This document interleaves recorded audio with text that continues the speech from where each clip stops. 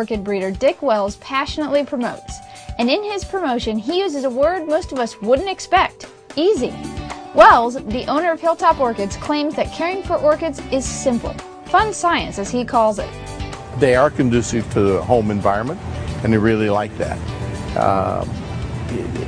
People are looking for different things to try, and this is one of the different things to try.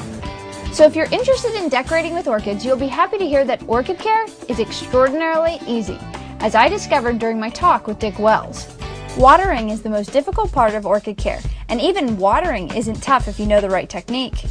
When you water, another thing that a lot of folks have, when you water thoroughly. Don't measure out a half a cup of water or a cup of water and pour it on and say, well, I've done it.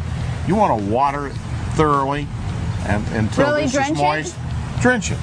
Yes, even if it requires a pint or a half a pint or what have you, and let it flood out the bottom.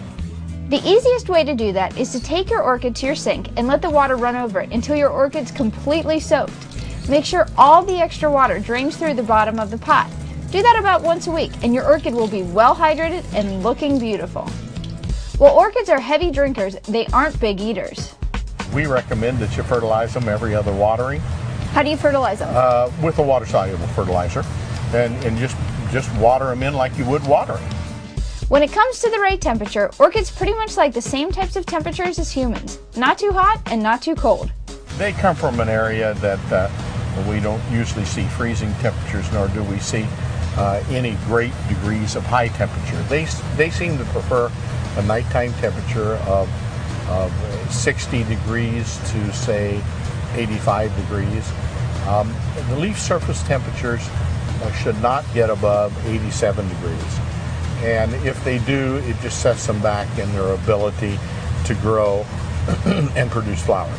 High humidity and ventilation seem like they don't belong together, but orchids like it sticky with a breeze. We suggest a certain amount of air movement. Most homes anymore are complete with a ceiling fan. We suggest if it's in a room with a ceiling fan that you run the ceiling fan all the time. They need air movement. You can readily see by looking in the greenhouse how much air movement. Yeah, you have fans everywhere. We do.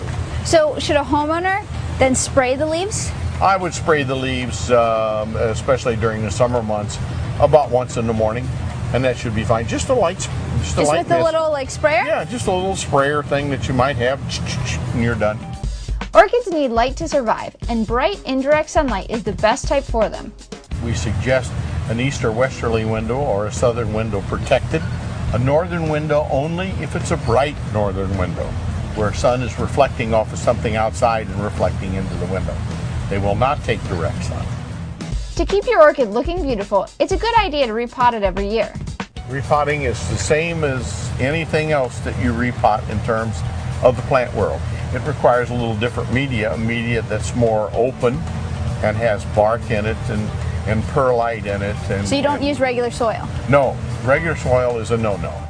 As you can see, caring for orchids isn't too hard. If you spend a minute or two each day caring for your orchids,